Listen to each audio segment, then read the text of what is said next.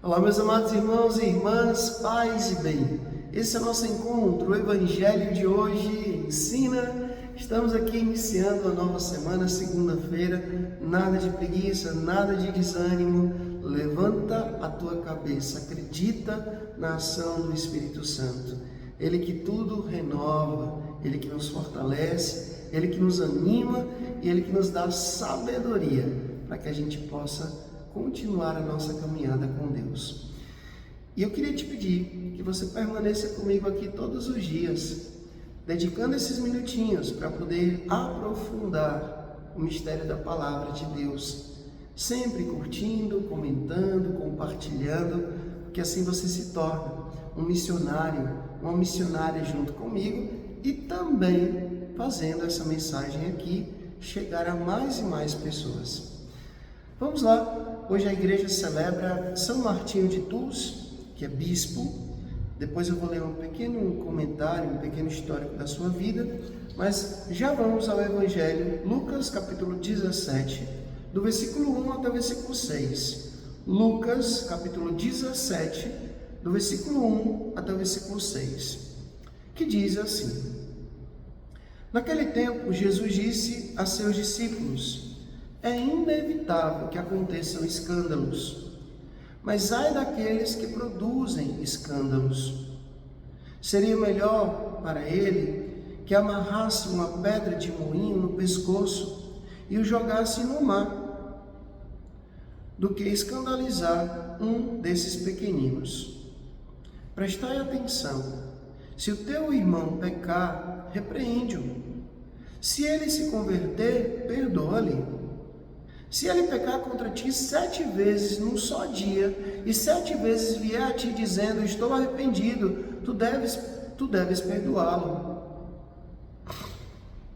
Os apóstolos disseram ao Senhor: aumenta a nossa fé. O Senhor respondeu: se tivesses fé, mesmo pequena como um grão de mostarda, poderias dizer a esta moreira: arranca-te daqui e planta-te no mar, e ela vos obedeceria.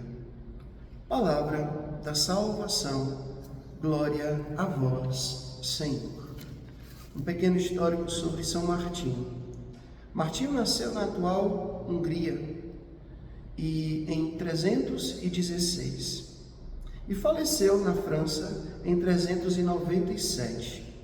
Foi soldado, depois zeloso bispo e confessor.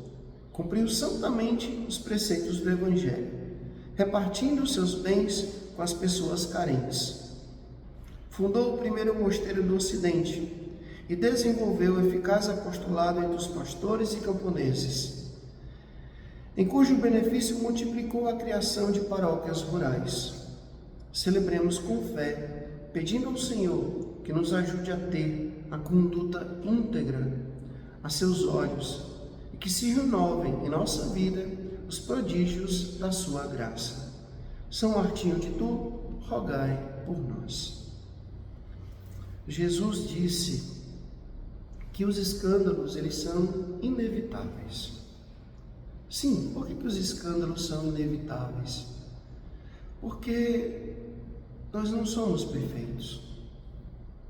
Por mais que a gente busque a santidade, por mais que a gente busque uma vida sacramental, por mais que a gente escute a palavra de Deus e muitas vezes saiba o que é certo, São Paulo nos diz: não faço o bem que quero e faço o mal que eu não quero. Existem 3 forças que nos arrastam para baixo: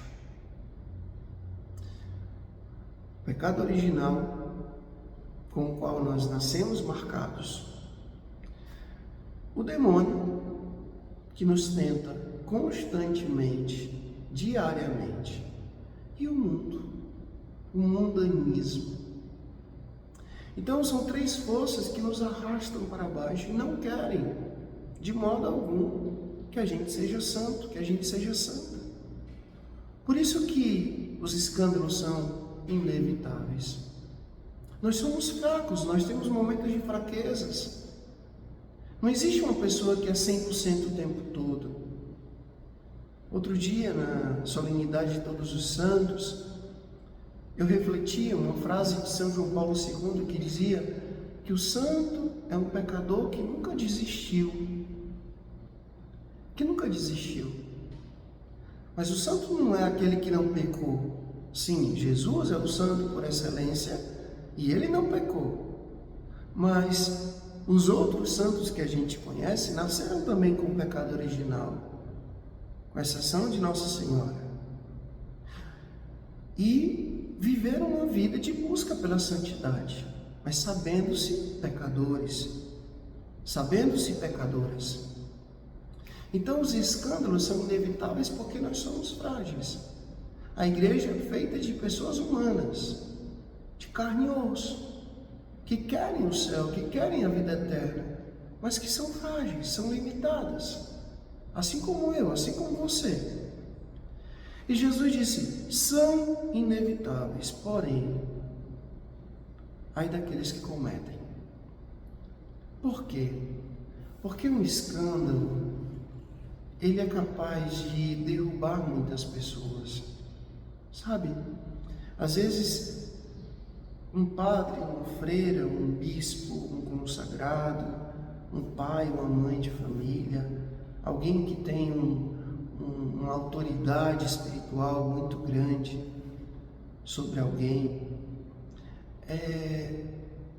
quando comete um escândalo, ela consegue desmotivar e desanimar e derrubar muitas pessoas que não têm, que não possuem uma fé sólida, uma fé madura.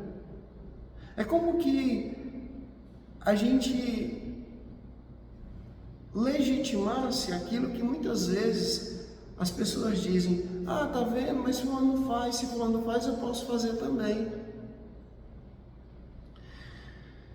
Então a gente precisa lutar para que não ser pedra de tropeço na vida de ninguém. E às vezes nós corremos esse risco. Não somente quem ocupa grandes cargos dentro da igreja, não. Você é leigo aí na sua comunidade. Será que você não está sendo pedra de tropeço na vida de alguém? Você é catequista? Será que você não está sendo pedra de tropeço para aqueles que você está orientando, está preparando para a primeira Eucaristia, para o Crisma? Vocês casais? Você é professor cristão? Você é médico cristão? Você é político cristão? Será que também não está sendo uma pedra de tropeço na vida de alguém? E com o seu contra-testemunho, afastando as pessoas da vida com Deus, da vida da igreja? Jesus está dizendo, os escândalos são inevitáveis, mas vamos fazer de tudo para não cometê-los. E aí os discípulos dizem, pois Senhor, aumenta a nossa fé. Eu imagino os discípulos falando exatamente assim, Jesus, pois aumenta a nossa fé, porque senão, a gente não consegue. Ou seja, o que faz a gente ficar de pé e não derrubar ninguém, não derrubar a fé de ninguém, não ser pedra de tropeço para ninguém, é a fé. É a fé em Deus, é não tirar os olhos de Jesus. Pedro, quando tirou os olhos de Jesus lá no mar, ele começou a afundar. Às vezes, nós nos tornamos mais fracos, limitados, e consequentemente causamos escândalos, é porque a gente tirou os olhos de Jesus. A gente deixou que a nossa fé fosse enfraquecida. Por isso que os discípulos estão dizendo, aumenta a nossa fé, Senhor. Porque se o Senhor não aumentar a nossa fé, se eu não for um homem de fé, se você não for uma mulher de fé, você vai deixar de ser um testemunho e se tornar um contra-testemunho. Então que a gente possa, meus irmãos, minhas irmãs, lutar para ser sal da terra e luz do mundo, para ser fermento na massa, para ser uma luz acesa, para fazer brilhar através de nós a graça do Evangelho, da vida com Deus, da misericórdia de Deus, do amor de Deus. Inclusive a prática do perdão, que o Evangelho de hoje também fala. Senhor, aumenta a nossa fé. Aumenta a nossa fé, porque senão nós vamos ser pedras de tropeço na vida dos outros. O Senhor esteja convosco, Ele está no meio de nós.